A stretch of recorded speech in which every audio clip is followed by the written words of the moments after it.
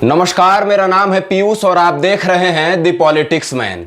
दोस्तों, उत्तर प्रदेश में जिन्हें लग रहा था कि योगी आदित्यनाथ और केशव प्रसाद मौर्य के बीच सब कुछ ठीक हो गया है, दरअसल वो भूल कर रहे थे।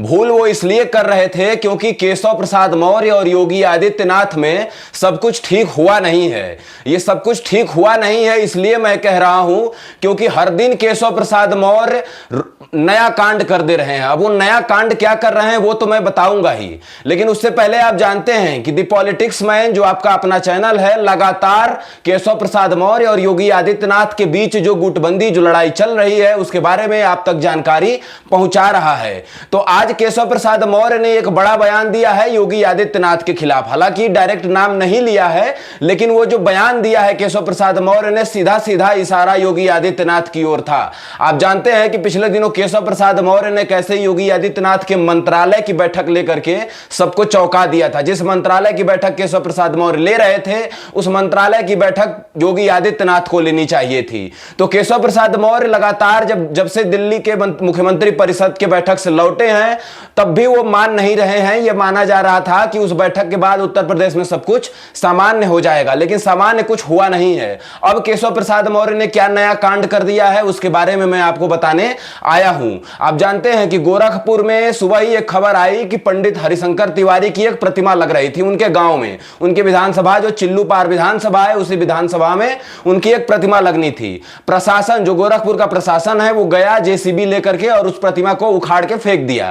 प्रशासन ने यह तर्क दिया कि इस प्रतिमा को लगाने के लिए कोई परमिशन नहीं ली गई थी। उसके बाद मीडिया के कुछ साथियों ने लखनऊ में केशव प्रसाद मौर्य से इस बात को लेकर के सवाल किया, तो केशव प्रसाद मौर्य ने साफ साफ कह दिया कि यह गोरखपुर का मामला है और गोरखपुर वाले ही जाने। क्योंकि मीडिया वाले सवाल जब कर रहे थे तो वो एक उप मुख्यमंत्री के हैसियत से उनसे सवाल कर रहे थे।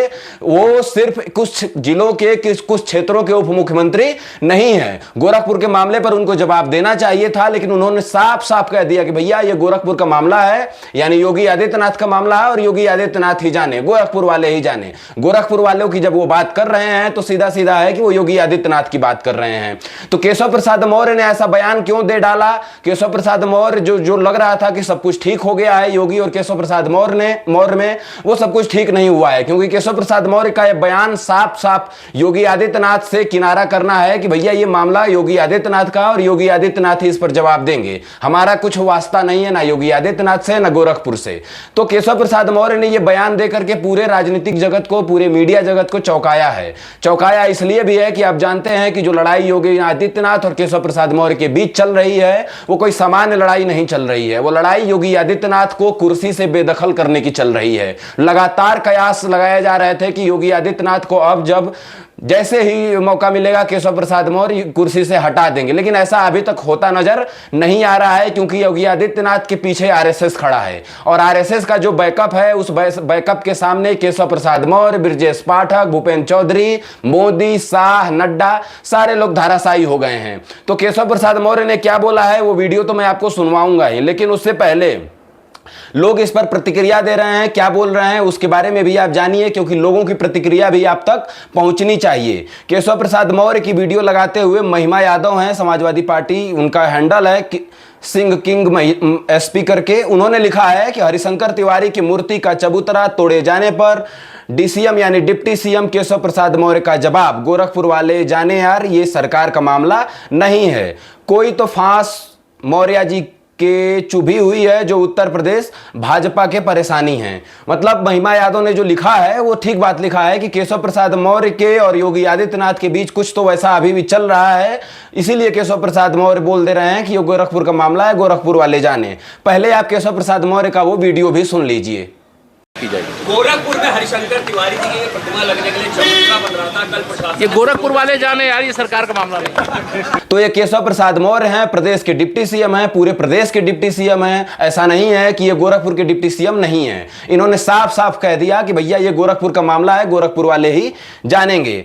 और लोगों ने प्रतिक्रिया दी है। देखिए एबीपी न्यूज ने लिखा है, एबीपी न्यूज ने क्या लिखा है, एबीपी न्यूज ने लिखा है कि ये गोरखपुर वाले जाने, हरिशंकर तिवारी की प्रतिमा के लिए चबूतरा तोड़ने पर बोले कि केशव प्रसाद मौर्य। एबीपी न्यूज ने हेडलाइन लगाई है, अंदर क्या लिखा है वो भी मैं बताऊंगा आपको।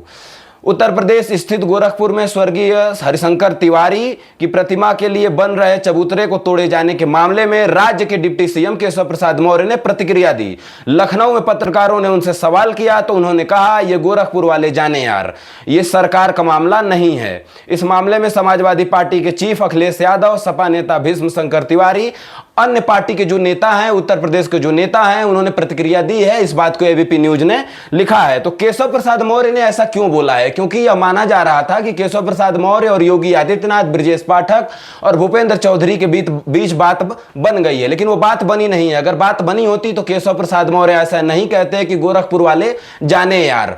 तो इस तरह की बात अगर केशव प्रसाद मौर्य कर रहे हैं तो केशव प्रसाद मौर्य के अंदर अभी भी वो हड्डी फंसी हुई है जो उसको ना तो उगल पा रहे हैं और ना ही निगल पा रहे हैं।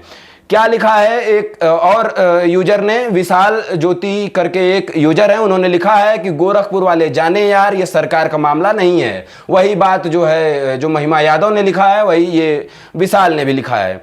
और आगे इसमें क्या, क्योंकि समाजवादी पार्टी ने भी इस पर प्रतिक्रिया दी है। समाजवादी पार्टी का मीडिया सेल का जो अकाउंट है, उन्होंने बहुत लंबा लिखा है और केशव प्रसाद मौर्य, योगी आदित्यनाथ को लेकर के तमाम सवाल भी किए हैं। उन्होंने खबर लगाई है कि योगी, अच्छा एक और खबर है इससे जुड़ा हुआ, क्योंकि जरूरी है ये जानना, केशव प्रसाद मौर्य और योगी आदित्यनाथ के बीच जो चल रहा है वो कुछ सामान्य नहीं चल रहा है। आप देखें कि अखिलेश यादव और तमाम लोगों ने उस पर प्रतिक्रिया दी है। समाजवादी पार्टी ने भी प्रतिक्रिया दी है कि ये जो चबूतरा तोड़ा जा रहा है ये थोड़ा नाइंसाफी हो रही है।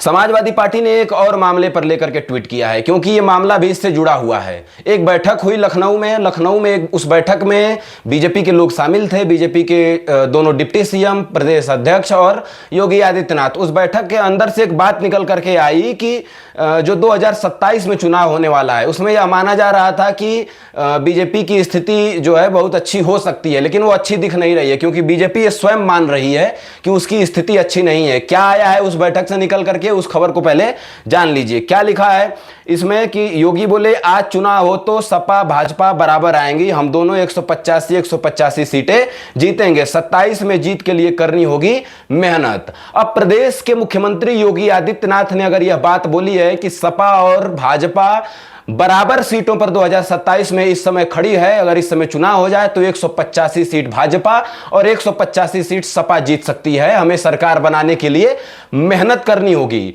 दी पॉलिटिक्स मैन जो चैनल आपका है, जो लगातार आपको खबर दिखा रहा है, कुछ ही दिन पहले मैंने इस चैनल पे बताया था कि सपा के नेता अखिलेश यादव जो सपा के मुखिया हैं और सपा के तमाम कार्यकर्ता कैसे जमीन पर एक्टिव हैं, वो लगातार 2027 के लक्ष्य को लेकर के काम कर रहे हैं, क्योंकि लोकसभा चुनाव में जैसे सपा के कार्यकर्ताओं और नेताओं को बूस्टअप मिला है, उस बूस्टअप ने काम किया है और वो लग गए हैं 2027 के लिए। और अखिलेश यादव हमेशा मास्टर स्ट्रोक खेलने के लिए माहिर हैं, लगातार ऐसे निर्णय ले रहे हैं। माता प्रसाद पांडे को विधानसभा में नेता प्रतिपक्ष बना दिया।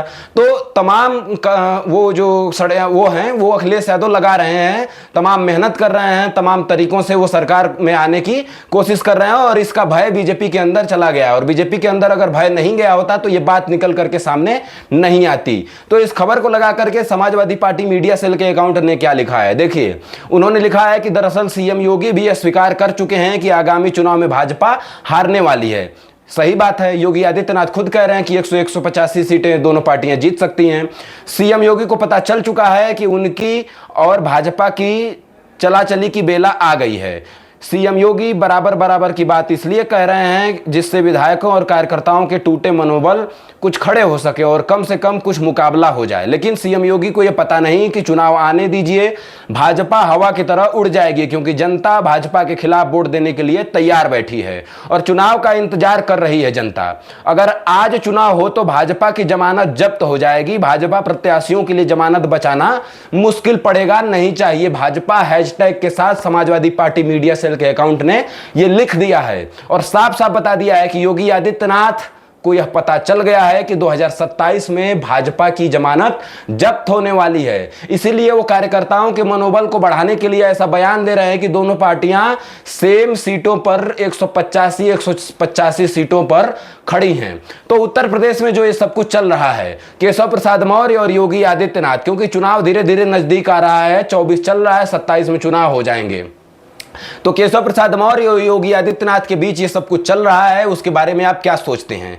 क्योंकि द पॉलिटिक्स मैन चैनल लगातार यह बातें बता रहा है, लगातार इन खबरों को खुलासा कर रहा है जो योगी आदित्यनाथ और केशव प्रसाद मौर्य के बीच चल रहे हैं। तो आप क्या सोचते हैं केशव प्रसाद मौर्य योगी आदित्यनाथ के बीच जो लड़ाई चल रही है उसको लेकर के? क्या सोचते हैं केशव प्रसाद मौर्य के उस बयान को लेकर के जिसमें उन्होंने साफ साफ एक मामले से किनारा कर लिया और बोल दिया कि गोरखपुर का मामला है, गोरखपुर वाले जाने यार।